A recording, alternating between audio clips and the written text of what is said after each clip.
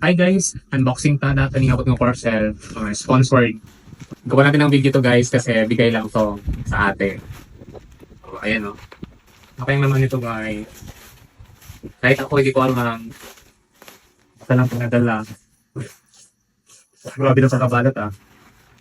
Ayan, nakada-bubble wrap. Ito guys, mga bigay lang talaga to. Yung mga friends ko sa online. Tapos gusto nilang mag-abot din ng mga regalo. Sa ito lang birthday. Ito. Dried pineapple guys. Kasi paborito ko talaga yung pinya.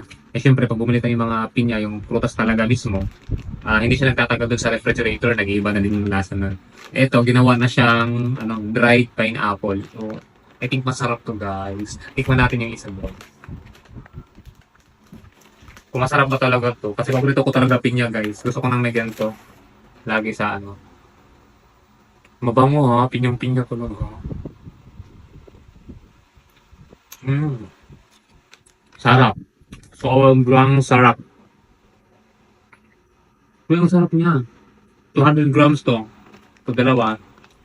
400. Galing sa Pure Hog Nutrition.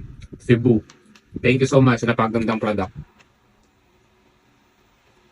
Bye.